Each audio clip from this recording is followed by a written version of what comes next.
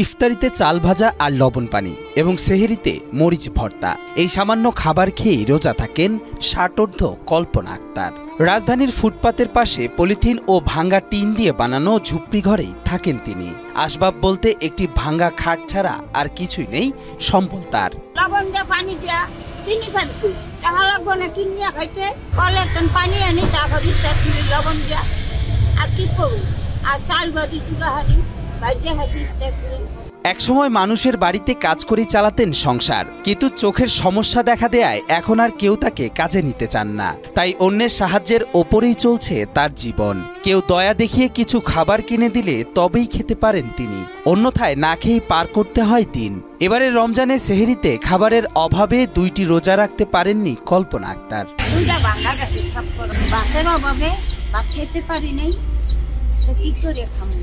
তার এমন করুণ পরিস্থিতিতে আজ কি দিয়ে ইফতার করবেন তাও জানেন না তিনি।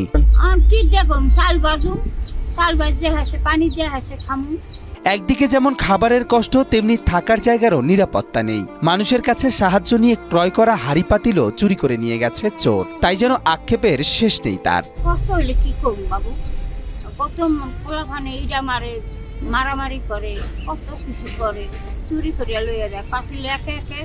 মাসে তো টাকা চাইয়া চাইয়া একে একে ৩ ফিট করে পাতিলারি কিনছি, পাতিলারি চোরে লইয়া যাবা কলসি সেদিন তো কিনছি, চোরে লইয়া গেছে।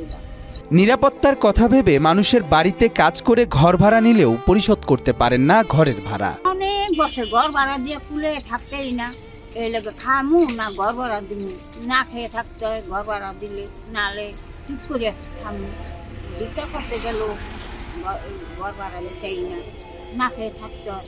কাম করলে ভাড়া দিতেই না, ১০,০০০ টাকা ঘর ভাড়া, এক রুম ১০,০০০ টাকা, ১০,০০০ টাকা দুগামু কতক্ষণে খামু কতক্ষণে। পেটের তাড়নায় ও ক্ষুধার যন্ত্রণায় ভিক্ষা করতেন, কিন্তু সেখানেও বাধে বিপত্তি। ভিক্ষা করতে গেলেও আটকে যেতে হয় আইনি বেড়াজালে। ভিক্ষা করতে গেলে পুলিশে ধরে, পুলিশে জেলখানায় ভরে, আসে আমরা টাকা পান্তুই ছাড়াইতে ধরে লয়ে যাই, আমরা পান্তুই টাকা পান্তুই ৫০,০০০ চায়, ৪০,০০০ চায়, ফকির নিব ধরে লয়ে যাবা। পেটা অভাবে তো নাই, পেটা অভাবে তো যায়, পেটা অভাবে না গেলে আমরা খান করতো। তাই বিত্তবানদের কাছে সহযোগিতার আহ্বান জানান কল্পনা আক্তার। কেউ যদি দয়া করে তা দিয়ে, না দয়া করতে না দিলে না পাই। কবির চৌধুরী, জয়, মাই টিভি, ঢাকা।